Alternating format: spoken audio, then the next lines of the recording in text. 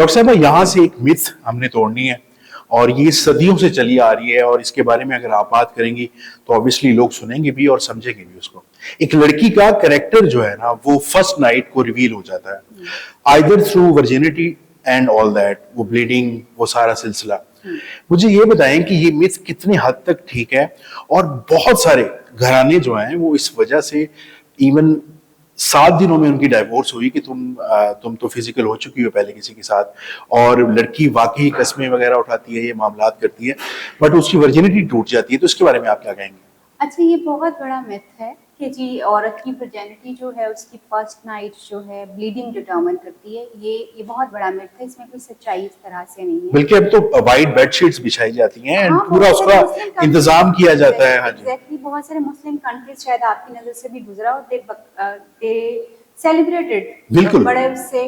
वो एक वीडियो बन रही होती है जिसमें भाई, बाप और शोहर सब उसको, एंड दैट इज मतलब what the hell this is यार। मतलब आप लड़की एक की औरत को इतनी तजलील और एग्जैक्टली ये क्या किया हुआ ना आपने। तो और फिर हम साथ साथ शर्म की बातें भी करते हैं, साथ साथ हम मुस्लिम माशरे की भी बातें करते हैं। तो आई जस्ट डोंट अंडरस्टैंड ये हिपोक्रेसी क्या है।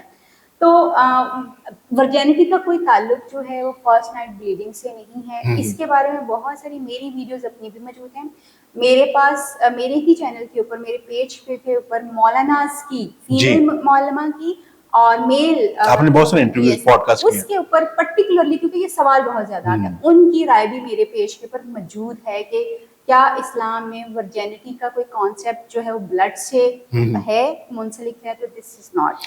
यस, बहुत सारी औरतों को ब्लीड होता है, उस ब्लीड होने की वजह जो है बहुत मुख्तलिफ होती है। ये नहीं होती कि जी इससे वो वर्जिन साबित हो रही है। कोई भी औरत जिसको ब्लीडिंग नहीं हो रही वो भी वर्जिन है। उसकी वजूहात क्या है, और क्यों हो रही है? वजूहात जो है वो ये है, मैं ये समझती कि आप रिसर्च कर सकते हैं, देख सकते हैं, आपको खुद नजर आएगा कि वो औरतें जो कि अपने हस्बैंड के साथ फर्स्ट सेक्सुअल इंटरकोर्स में या फर्स्ट इंटरेक्शन में जब ब्लीड करती हैं तो उस पर उनका स्ट्रेस बहुत ज़्यादा काउंट करता है।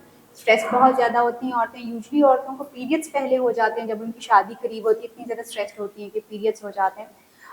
दूसरा जो है, हर औरत का बॉडी स्ट्रक्चर जो है दूसरी औरत से डिफरेंट होता है। यस, जिन औरतों की जो है पेल्विस जो है थोड़ी उसकी हड्डी टाइट होती है, उनका स्ट्रक्चर थोड़ा सा डिफरेंट होता है, उनको ब्लीडिंग होने की चांसेस जो हैं वो होते हैं। It has nothing to do with the virginity, ये वर्जिनिटी से ताल्लुक नहीं है इसका। देन ऑफ कोर्स एक ऐसी चीज़ जो है वो हो रही है जो कि फॉर द फर्स्ट टाइम किसी भी फीमेल के लिए हो रही है और उसके साथ हो रही है, तो उसमें बहुत सारी वेयर एंड टेयर होती है। कई दफा वो वेयर एंड टेयर जो है वो ब्लड की तरफ आपको लीड करती है और कई दफा कुछ भी नहीं होता, वेयर एंड टेयर तब भी हो रही होती है। औरतों को तब भी वो चीजें पेनफुल ही फील होती हैं। यस, आपको अब वो सबूत उस तरह से नहीं दे सकती कि जी वो how much I am in pen, वो उसका फेशियल एक्सप्रेशन आपको बता रहा होता है। एंड देन मैं ये समझती हूँ कि आदमी की गलती है, उसकी औरत जो है वो ब्लीड करती है क्योंकि he is incapable of preparing her properly.